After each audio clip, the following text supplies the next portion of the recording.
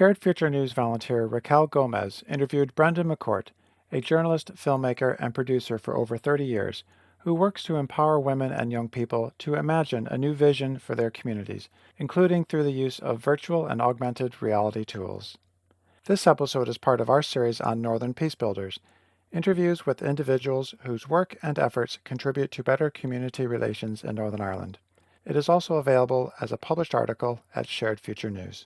Today we met Brendan McCourt. He is a journalist, filmmaker, and producer. He also works helping to empower women and young people on the peace line to imagine new visions for their community and to create a shared future.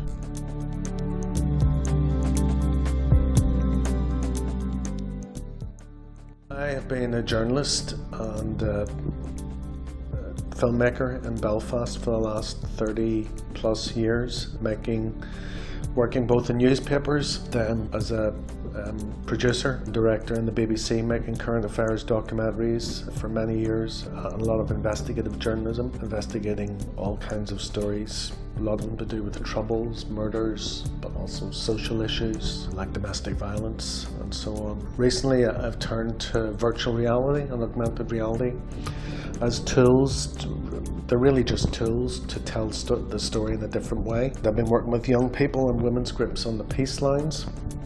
I made a virtual reality documentary just telling what it's like for young people who live in those peace lines.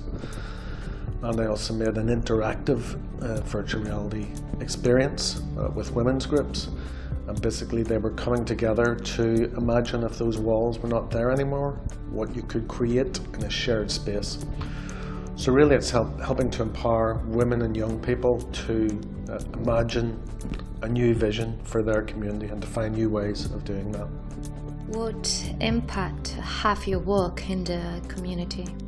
Well, as a journalist and filmmaker, many of the films I've made have led to government inquiries or led to cases being reopened and questions being asked really that weren't asked before. So that has an impact in terms of finding truth for the community. As regards virtual reality, I think it empowers, I hope, that it gives voice to people who didn't have a voice before, young people, women's groups, and helps them and helps people around to see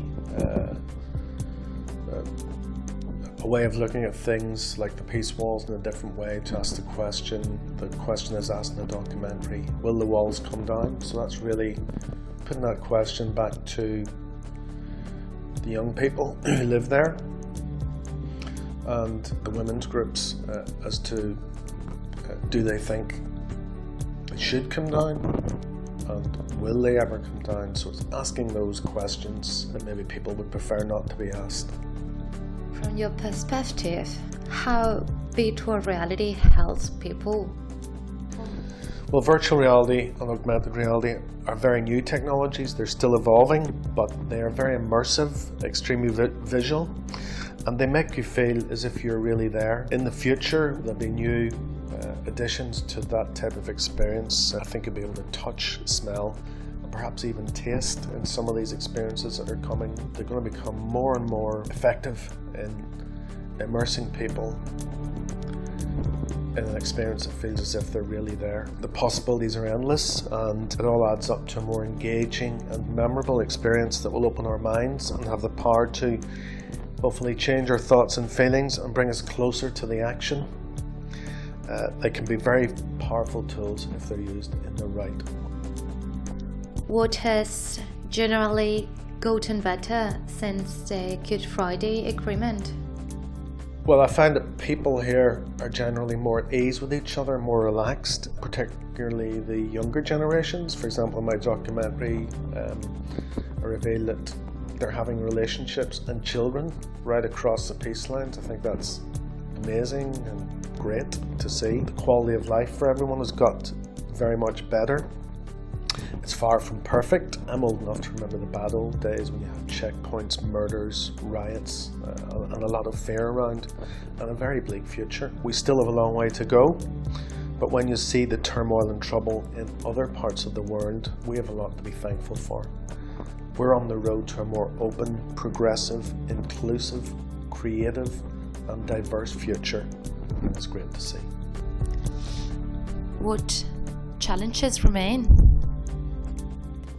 Barriers are being broken down every day. You know, the Taoiseach visiting and being welcomed to the Orange Order headquarters in Belfast recently was fantastic. But of course, I'd love to see all the walls between us coming down. That's not just the physical walls, that's the invisible walls in our heads, the barriers between people. And I'd like to see disadvantaged areas of the city being transformed to create jobs, prosperity, and hope for young people. How would you like to see the general public get involved in community relations work? By opposing hate and fear whenever possible. What is your vision for Northern Ireland?